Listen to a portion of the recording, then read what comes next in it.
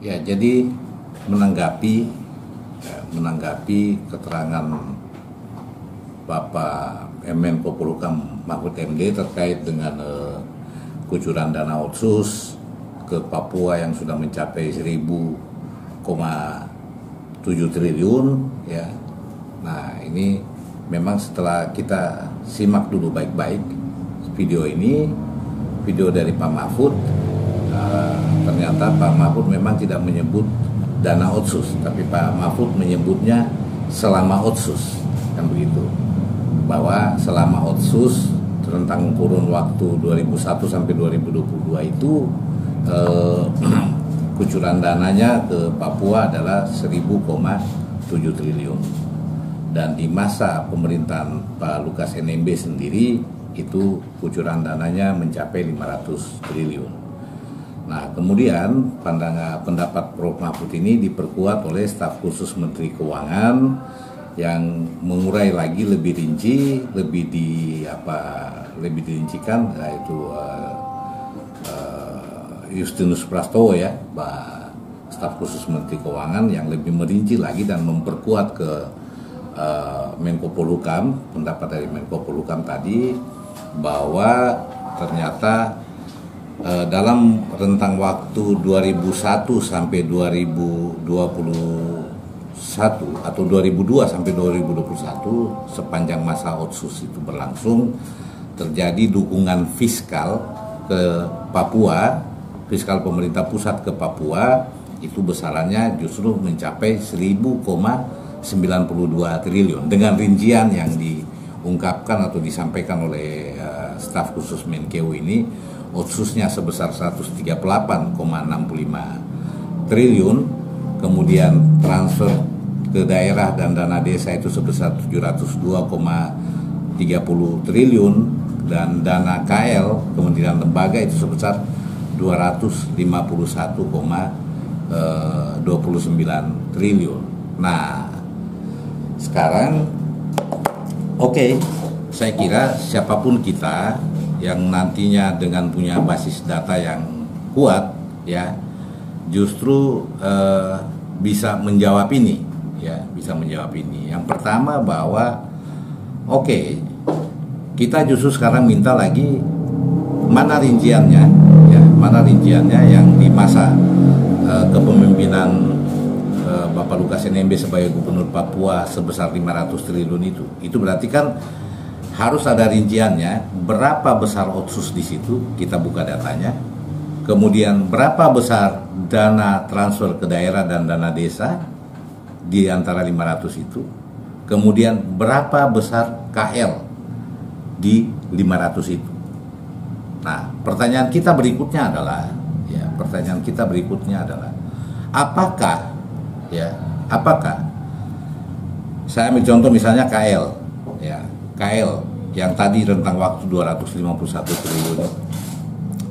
KL ini kan dana kementerian dan lembaga yang ada di Papua. Ini instansi-instansi vertikal seluruhnya ini yang ada di Papua. Saya contohkan misalnya Kemenkumham, misalnya ini ya. Kemudian Kementerian Agama Republik Indonesia, ya kan? Kemudian TNI Polri yang ada di Papua, ya kan? Ini semua kan yang dikategorikan sebagai dana KL, kan begitu. Nah, kemudian ada lagi di misalnya PUPR yang punya balai, ya balai jalan dan jembatan. Kemudian ada balai sungai, kan begitu. Nah, terjadi alokasi dana ke kementerian dan lembaga yang ada di Provinsi Papua yang totalnya 251,29 triliun. Apakah ini juga menjadi tanggung jawab daripada seorang gubernur Papua? Karena dana KL ini dia tidak nyantol di APBD Papua. dia dikelola oleh kementerian lembaga itu masing-masing. Begitu. Sehingga ya kalau kita bandingkan tadi, katakanlah 138,65 triliun ya, dalam rentang waktu 20 tahun. Dalam rentang waktu 20 tahun ini 138,65 triliun, gubernurnya bukan hanya satu orang. Saya mencatat ya, gubernur definitif ada 3 orang sejak Otsus ini berlaku, yaitu pertama Bapak Yap Salosa, kemudian setelah itu Bapak Barnabas Webu, kemudian yang berikut adalah Bapak Lukas NMB 2 periode sekarang. Di sela-sela itu ada 4 PJS gubernur, sehingga total 138,65 triliun dalam rentang waktu ya 20 tahun ya toh. Tidak bisa ini menjadi, kita tidak bisa menjustifikasi bahwa ini semua menjadi tanggung jawab daripada Gubernur Papua Lukas NMB saat ini. Gitu. Ya. Nah, terhadap dana KL, saya ingin stressing lagi kepada dana KL. Saya tidak mau menyinggung dana transfer ke daerah dan dana desa. Dana KL yang totalnya 251,29 triliun. Apakah ini juga menjadi tanggung jawab daripada seorang gubernur Papua? Siapapun dia gubernurnya. Karena setahu kita semua bahwa dana kementerian dan lembaga itu dia alokasinya turunnya langsung kepada kementerian dan lembaga yang ada di Provinsi Papua. Mereka lah yang mengelola, mereka lah yang mengoperasikan dana itu. Gitu. Sehingga saya kira pemahaman-pemahaman ini yang harus juga ada di dalam tubuh masyarakat, sehingga masyarakat jangan sampai beranggapan bahwa ya 1.000,92 triliun itu benar-benar dana yang diberikan kepada Gubernur Papua untuk kelola selama 20 tahun ini. Tidak seperti itu. Saya kira itu mungkin pemahamannya. Tentu semua kita harus berangkat dari data ya, kita berharap pemerintah Provinsi Papua itu sendiri, dalam hal ini misalnya Pak Sekda sebagai Ketua Tim Anggaran Pemerintah Daerah, kemudian Kepala Bapeda ataupun Kepala Badan Keuangan, ya harus bisa membuka semua data misalnya daripada pengelolaan dana Otsus itu. Ya, katakanlah tidak usah kita ambil yang lain-lain, kita ambil dalam rentang waktu Bapak Lukas sebagai Gubernur Papua saja, ya kan? Silakan dibuka kepada masyarakat bahwa dalam rentang waktu Pak Lukas jadi Gubernur Papua ini total dana Otsus berapa, ya kan? Dan kemudian dari total dana Otsus dan dana tambahan infrastruktur sudah include di situ selama masa pemerintahan Pak Lukas ini, apa saja yang sudah dilakukan dari dana ini, supaya rakyat makin jelas bahwa di era kepemimpinan Pak Lukas ya memimpin Papua selama sampai dengan hari saat ini 9 tahun. Dana Otsus itu salurannya sudah kemana saja, apa yang sudah dibangun, ya kan, baik fisik dan non fisik, sehingga makin transparan kepada masyarakat. Tetapi saya tidak setuju kalau dana KL, ya, dana KL atau dana kementerian dan lembaga itu menjadi tanggung jawab daripada seorang gubernur Papua, karena pelaksanaan anggaran atau pelaksanaan daripada dana kementerian dan lembaga itu tidak masuk lewat APBD Provinsi Papua, tidak di bawah pengelolaan Gubernur Papua bersama jajarannya. Saya kasih contoh satu yang paling simpel, ya, yang mudah-mudahan saya tidak salah. Ya, begini. Kita menerima di tiap tahun, ya, di daerah ini adalah dana Otsus waktu itu ya bagi Papua dan Papua Barat. Demikian halnya juga dengan dana tambahan infrastruktur bagi Papua dan Papua Barat, ya kan.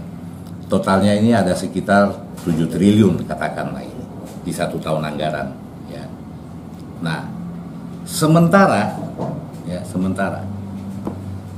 di Balai Jalan ini contoh saja, sementara di Balai Jalan dan Jembatan Papua, ya, di sana juga ada dana pembangunan infrastruktur yang turunnya dari Kementerian PUPR ke Balai Balai Jalan dan Jembatan yang ada di Papua. Katakanlah besarannya katakanlah dalam 1 tahun anggaran itu 4 sampai 5 triliun. Nah, masyarakat harus tahu bahwa tadi yang 4 sampai 5 triliun di PUPR itu dia tidak nyantol di APBD Papua. Pelaksanaannya pun bukan oleh pemerintah Provinsi Papua. Dana itu adalah dana APBN milik Kementerian PUPR yang turun ke Balai Jalan dan Jembatan yang ada di Provinsi Papua. Dikelola oleh Balai Jalan dan Jembatan. Dia tendernya tender APBN. Ya, tender APBN. APBN ini yang tadi ini bukan terkait atau tanggung jawab langsung seorang gubernur Papua, gitu loh. Jadi kita tidak bicara Lukas NMB, tapi kita bicara kedudukan gubernur Papua dalam hal pertanggungjawaban keuangan. Di sini dana otsus dan dana tambahan infrastruktur itu tanggung jawabnya gubernur Papua dan gubernur Papua Barat yang mendapat kuncuran dana otsus dan dana tambahan infrastruktur. Tetapi di sebelah sini ada contoh kasus misalnya di Balai Jalan dan Jembatan yang ada kucuran dana, katakanlah ini cuma contoh, ada 4 triliun di sini, ya itu tidak menjadi tanggung jawab gubernur Papua karena bukan dia pelaksana anggarannya, gitu. Nah, itulah yang saya katakan tadi, tidak bisa pemerintah pusat langsung menjustifikasi atau memberikan keterangan yang salah kepada masyarakat seakan-akan bahwa yang 4 sampai 5 triliun di sini juga itu menjadi tanggung jawab dari gubernur Papua. Tidak bisa seperti itu. Saya tidak ingin memberi penjelasan lebih dalam terkait dengan dana transfer ke daerah dan dana desa. Saya harus akui bahwa saya tidak kuasa itu, ya. Saya tidak kuasa itu. Kenapa? Kita tidak tahu rinciannya dana transfer ke daerah dari 700 triliun sekian itu, ya kan? Kategori dana transfer ke daerah itu ada berapa ratus triliun di situ, dan dana desa ada berapa ratus triliun di situ, kan begitu ya. Nah, sementara pelaksanaan daripada dana desa itu sendiri, kalau kita berdasarkan juga pada undang-undang yang berlaku kemudian direvisi, ya kan? Kucuran dana transfer dana desa itu tidak juga melalui APBD Provinsi Papua, ya kan? Tadinya dia lewat bupati kepala daerah, belakangan saya dengar sudah langsung transfernya sudah langsung ke kepala desa, seperti itu. Gubernur, bupati lebih kepada pembinaan, ya kan? Pembinaan kepada para kepala desa itu. Jadi saya kira bagian yang itu saya tidak ingin mengomentari lebih jauh karena saya tidak punya data yang valid tentang berapa besaran daripada dana transfer ke daerah dengan dana desa yang totalnya ada di Papua itu seperti apa. Tetapi saya hanya ingin menggarisbawahi kembali bahwa soal dana KL kementerian dan lembaga itu, ya kan? Itu tadi sekali lagi dia tidak turun melalui APBD atau tidak dianggarkan ke dalam struktur pendapatan APBD Provinsi Papua untuk dilaksanakan. Tidak. Dia turun langsung alokasinya kepada kementerian dan lembaga atau instansi vertikal yang selama ini ada di Provinsi Papua. Pelaksanaan anggaran pun oleh mereka, para pimpinan kementerian dan lembaga yang ada di Provinsi Papua. Jadi begini, saya berharap pemerintah pusat, baik itu Menko Polhukam maupun Kementerian Keuangan Republik Indonesia, ya kan. Saya berharap tidak menyesatkan masyarakat, ya, dengan membuat angka yang sangat fantastis, ya, dengan sangat fantastis seperti ini, yang akhirnya seakan-akan ini mengadu domba rakyat dengan pemimpinnya, bahwa 1.000 triliun itu, kami suka kasih 1.000 triliun itu di kampung gubernur. Kampung gubernur selama ini bikin apa? Tidak benar itu, tidak bisa begitu. Bahwa ternyata 1.000 triliun itu tidak semata-mata dikelola oleh gubernur Papua, bukan hanya Pak Lukas, tapi juga gubernur-gubernur sebelumnya. ya, bahwa 1.000 triliun itu tidak dikasih semua itu dikelola oleh Gubernur Papua. Tidak seperti itu. Kita jangan membuat statement yang membuat angka fantastis sehingga masyarakat menangkap bahwa ya kampung gubernur itu kita suka kasih 1.000 triliun. Selama ini dong bikin apa saja. Itu kan masyarakat menangkapnya begitu. Padahal kalau kita rinci-rincikan, kita breakdown dia dari 1.000 triliun itu, tidak semua 1.000 triliun itu menjadi atau dikelola, ya kan, atau penanggung jawab pengelolaan anggarannya oleh pemerintah daerah, dalam hal ini gubernur bersama jajarannya, begitu. Sehingga saya kira kita pemerintah pusat harus bisa memberikan pencerahan yang baik kepada masyarakat supaya tidak terprovokasi, ya, sudah tidak terprovokasi. Kita tidak boleh memprovokasi masyarakat dengan para pemimpinnya yang ada di daerah. Demikian.